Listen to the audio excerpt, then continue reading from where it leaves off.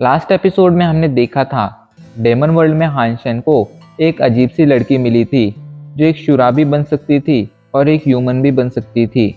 हानशन उस लड़की की इस पावर से शॉक हो गया था। जिसके बाद हानशन जब स्टील आर्मर बेस लौट रहा था तब उस लड़की ने हानशन का पीछा करना शुरू कर दिया था। अब आगे हानशन का पीछा करते करते उस स्टील आर्मर बेस में उसके कमरे तक आ जाती है। हानशन उसे घूरने लगता है तो वो लड़की कहती है, मुझे भूख लगी है। ये सुनकर हानशन उसके लिए थोड़ा मीट रोस्ट करता है। इसके बाद जब वो उसे खाने लगती है तो हानशन उससे पूछता है, आखिर तुमने मेरा पीछा क्यों किया। तो इस पर वो लड़की अचानक से अपना टॉप नीचे करने लगती है।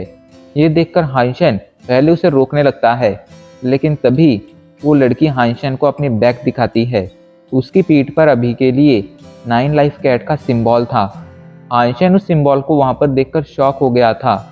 वो शॉक के साथ कहता है, आखिर तुम्हारी पीठ पर 9 लाइफ कैट का सिंबल क्यों है। इधर वो लड़की हानशन के पेंडेंट को अपने हाथों में पकड़ लेती है। ये देखकर हानशन इतना तो समझ गया था कि ये लड़की काफ़ी ज़्यादा मिस्टीरियस है, लेकिन इसके बावजूद ज़रूर उसका उसके ग्रैंडफादर हानजिंग के साथ कोई ना कोई रिलेशन तो है, क्योंकि उसकी पीठ पर भी 9 लाइफ कैट का सिंबल था। वो लड़की किसी गम की तरह हानशन से चिपक गई थी। वो जहाँ भी जाता था वो लड़की उसके साथ आती थी। हानशन उससे अपना पीछा छुड़ाना चाहता था, लेकिन वह ऐसा कर नहीं पा रहा था। पर फिर भी उसे इस बात की चिंता नहीं थी, क्योंकि वो जानता था अगले कुछ ही दिनों में इवॉल्व होकर एडवांस डेमन वर्ल्ड में चला जाएगा। इसके बाद इस लड़की से उसका पीछा जरूर छूट जाएगा। हानशन अभी के लिए शिकार पर जाने लगता है। उसने इस लड़की से मिले हुए सभी के सभी लाइफ जीन एसेंस कंज्यूम कर लिए थे, जिससे उसे 99 जीन पॉइंट्स मिले थे। अब उसके सुपर जीन पॉइंट्स टोटल 99 हो गए थे एंड उसे अब सिर्फ एक ही सुपर जीन पॉइंट की ज़रूरत थी। सुपर बीस्ट की तलाश में हानशन डेविल डेजर्ट में घूम रहा था। वो लड़की भी हानशन का पीछा कर रही थी। आगे बढ़ते बढ़ते फाइनली हानशन एक माउंटेन के पास पहुंच जाता है, जिसके टॉप पर अभी के लिए कोई फिनिक्स बर्ड बैठी हुई थी, जिसका हानशन से पिछली बार सामना हुआ था। उस फिनिक्स बर्ड को वहां पर देखकर हानशन जल्दी से अपनी वॉर एंजल को बाहर निकालता है एंड उस पर हमला करने के लिए कहता है। वॉर एंजल जाकर उस फिनिक्स बर्ड से फाइट करने लगती है। वो फिनिक्स बर्ड अभी के ने अपनी फ्लेम से वॉर एंजल पर हमला कर रही थी। फिनिक्स बर्ड की बॉडी बहुत ज़्यादा अजीब थी। उसकी बॉडी के अगर फ्लेम हार्ट को छोड़ दिया जाए तो उसकी बाकी की पूरी बॉडी सिर्फ फ्लेम थी, ना कि कोई सॉलिड चीज़।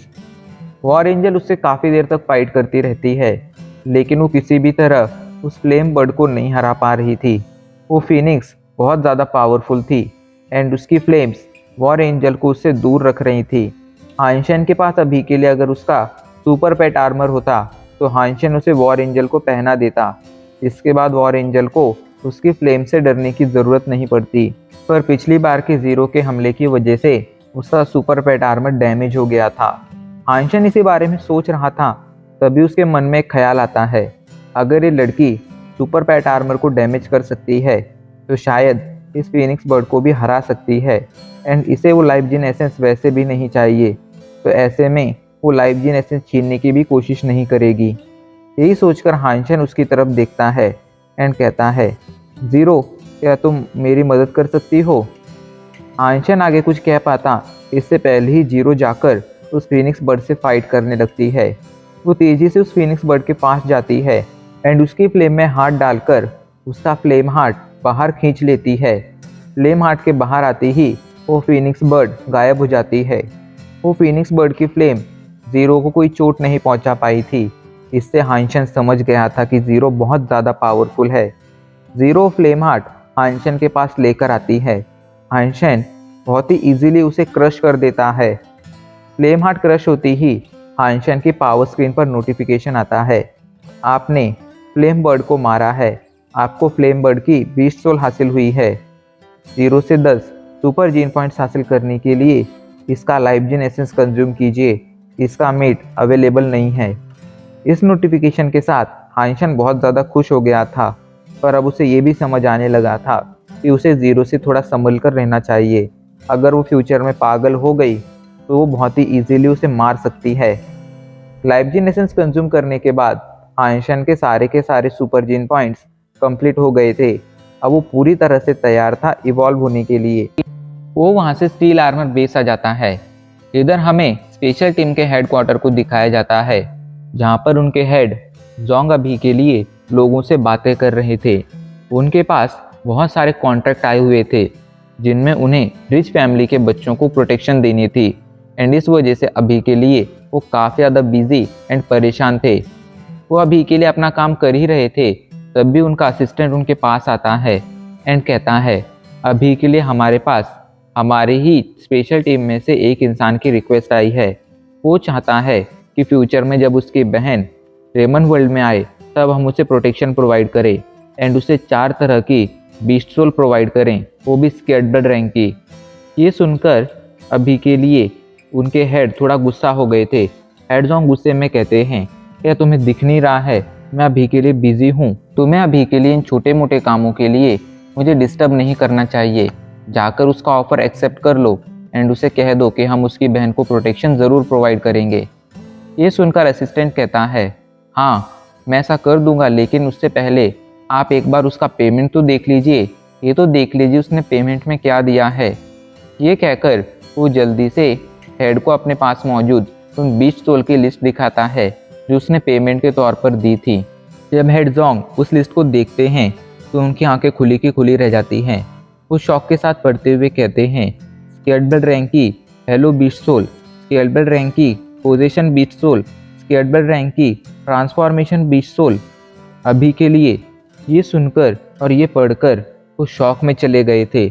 उन्हें समझ नहीं आ रहा था उन्हें क्या करना चाहिए। अभी के लिए उसने पेमेंट में जो 20 सोल दी थी वो सभी की सभी 20 सोल बहुत ही ज़्यादा रेयर थी एंड एक टीम के लिए बहुत ज़्यादा ज़रूरी थी। वो कहते हैं, तुरंत जाकर उसके ऑफ़र को एक्सेप्ट कर लो। लेकिन ये ऑफ़र दिया किसने है? तभी वो ऑफ़र देने वाले का नाम देखते हैं। तब जाकर उन्हें समझ आता है कि ये ऑफ़र उन्हें हानशन ने दिया है। वो हानशन के बारे में अच्छी तरह से जानते थे, क्योंकि हानशन क्विंजुआन के ग्रुप का मेंबर था। उन्हें पहले लगा था कि हानशन टैलेंटेड है, लेकिन अब उन्हें समझ आ रहा था कि हानशन बहुत ज़्यादा टैलेंटेड है। उन्होंने हानशन के साथ तुरंत कॉन्ट्रैक्ट साइन कर लिया था। हानशन चाहता था कि फ्यूचर में जब उसकी बहन डेमन वर्ल्ड में आए तब स्पेशल टीम उसे प्रोटेक्शन प्रोवाइड करे, ताकि उसकी ग्रोथ में स्टार्टिंग में कोई प्रॉब्लम ना आए। फ्यूचर में तो उसकी बहन सब कुछ संभाल लेगी, लेकिन जब वो स्टार्टिंग में यहाँ पर आएगी तब उसे मदद की ज़रूरत ज़रूर पड़ेगी। इस वजह से उसने ये डील की थी। डील होने के बाद हानशन वहाँ से इवोल्यूशन पूल आ जाता है। उसके सभी के सभी जीन पॉइंट्स कंप्लीट हो गए थे। इस वजह से अभी के लिए वो एक इवॉल्वर बनने के लिए पूरी तरह से तैयार था।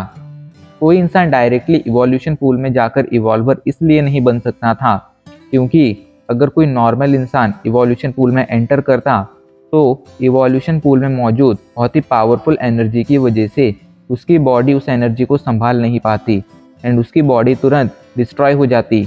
लेकिन एक इंसान जब सभी तरह के जीन पॉइंट्स कंप्लीट कर लेता था तब उसकी बॉडी किसी नॉर्मल इंसान की बॉडी के मुकाबले बहुत ज़्यादा स्ट्रांग हो जाती थी।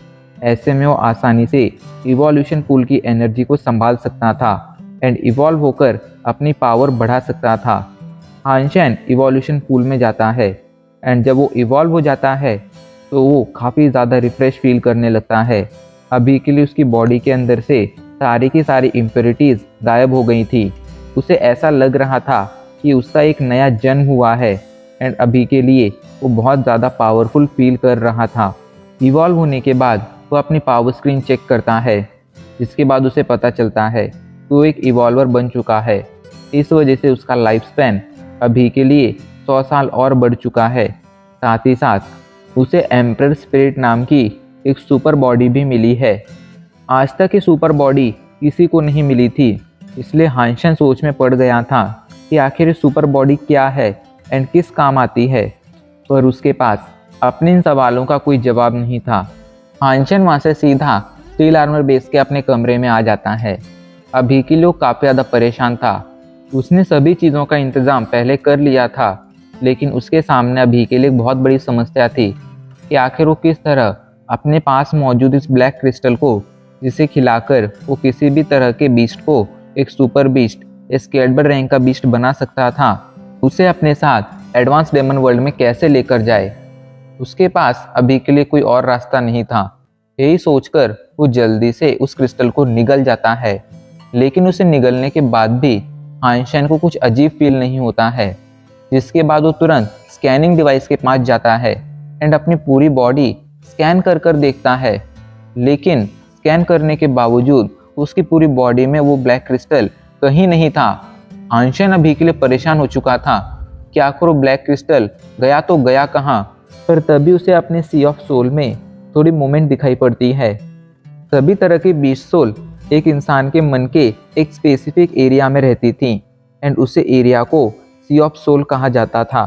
उसके सी ऑफ सोल में अभी के लिए उसके पास मौजूद हर एक बीस्ट सोल थी एंड वो सभी बीस्ट सोल अभी के लिए अपने सामने रखे ब्लैक क्रिस्टल को घूर रही थी।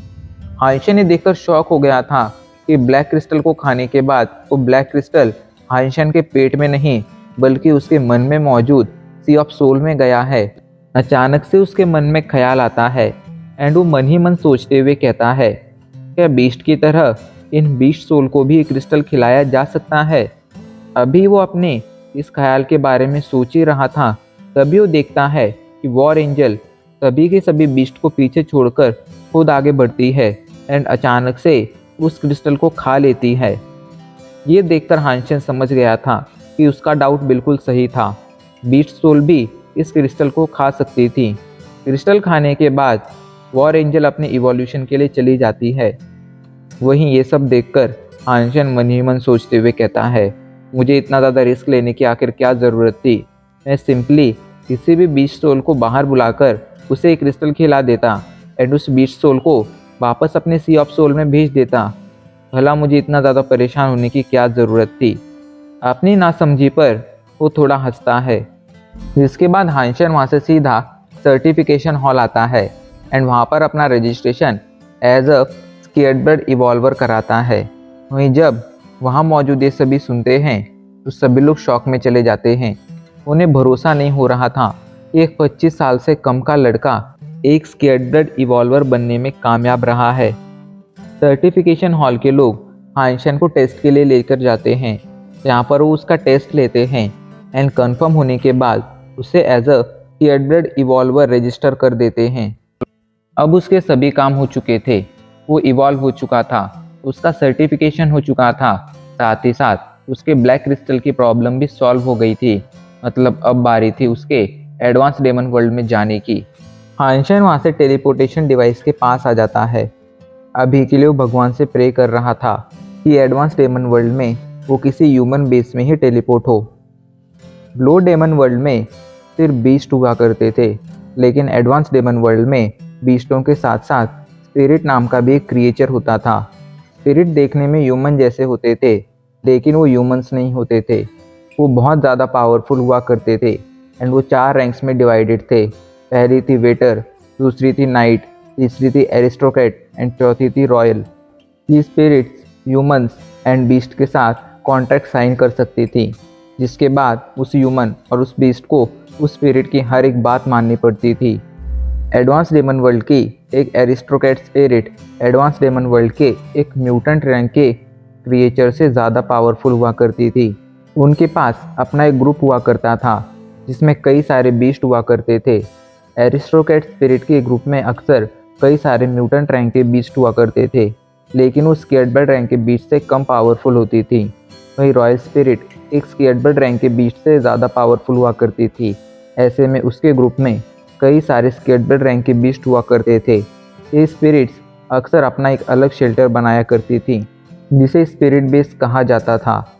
जब तक इन स्पिरिट का स्पिरिट क्रिस्टल डिस्ट्रॉय नहीं किया जाता था, तब तक ये मर मर कर बार बार जिंदा हो सकती थी। एक बार मरने के बाद जब तक इनका क्रिस्टल मौजूद रहता था, तब तक वो अगले 1-2 घंटे में दोबारा से ज़िंदा हो जाया करती थी।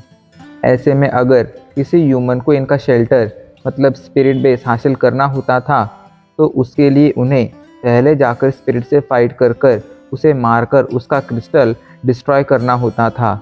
अगर वो ऐसा कर लेते थे तो प्रोबेबली उन्हें उस स्पिरिट की लॉयल्टी मिल जाती थी, चाहे स्पिरिट खुद को डिस्ट्रॉय कर लेती थी। ऐसे में हाइंशन अभी के लिए प्रे कर रहा था कि वो गलती से भी किसी स्पिरिट बेस के पास टेलीपोर्ट ना हो, वरना उसे उस स्पिरिट से फाइट करनी होगी। एंड हाइंशन अभी के लिए इतना ज़्यादा पावरफुल नहीं था कि वो किसी एरिस्टोक्रेट या रॉयल स्पिरिट से फाइट कर कर उन्हें हरा सके। नाइट स्पिरिट या वेटर स्पिरिट उसके लिए कुछ नहीं थी, लेकिन aristocrat spirit and royal spirit अभी के लिए उसके लिए खतरा हो सकती थी। यही प्रे करते हुए हाइंशन टेलीपोर्ट हो जाता है। एंड अब इसी के साथ हमारा एपिसोड आज यहीं पर ख़त्म हो जाता है।